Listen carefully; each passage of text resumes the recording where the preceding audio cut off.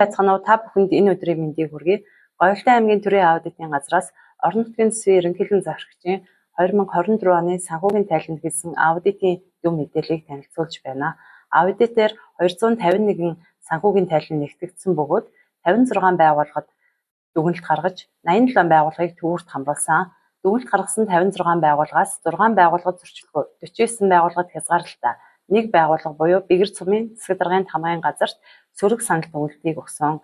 Аудитор 47.8 тэрбум төгрөгийн алдааг залруулж 753.4 сая төгрөгийн төлбөрийн акт, 12.6 тэрбум төгрөгийн албан шаардлага, 12.8 тэрбум төгрөгийн зөвлөмжийг холбогдох байгууллага албан тушаалтанд хүргүүлсэн байна.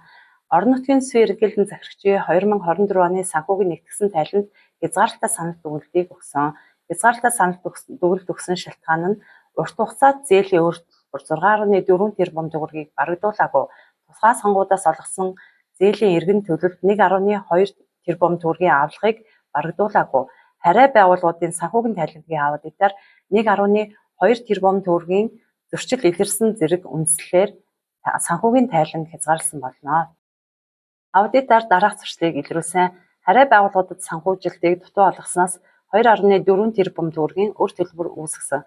Орон нутгийн өмчит 3 хуулийн этгээд нийт дүнгээр 1.1 тэрбум төгрөгийн алдагдaltaй ажилласан. Өмнөх аудитор өгсөн шийдвэрийг хэрэгжүүлээгүй зэрэг зөрчлүүдийг илрүүлсэн. Аудитын дүн дүгнэлтэнд үндэслээд аймгийн иргэдийн төлөөлөгчдийн хуралд 2 заалт зөвлөмжийг хүргүүлсэн. Нэгдүгüүрт нь орон нутгийн өмчийн хуулийн этгээдүүдийн эдийн засгийн зорилттой түвшний биелэлд санхүүгийн үйл ажиллагаанд хяналт тавьж ажиллах. Хоёрдугаарт нь төрийн аудитын байгууллагаас өгсөн шийдвэрийн хэрэгжлийг хангуулах талаар тодорхой ажил зохион байгуулах. Аймгийн засаг даргад 2 заалт зөвлөмж өгсөн. Нэгдүгüүрт нь харай байгууллагуудын санхүүжилтийг баталсан төсвийн хуваарын дагуу бүрэн олгож өр төлбөр үүсгэхгүй ажиллах.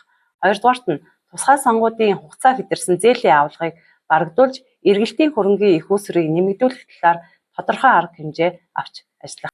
Аудитын тайлангийн дэлгэрэнгүй мэдээллийг OpenZig аудит цэг эмээн цахим хуудасаар орж танилцсан уу? Анхаарал хандуулсан та бүхэнд баярлалаа.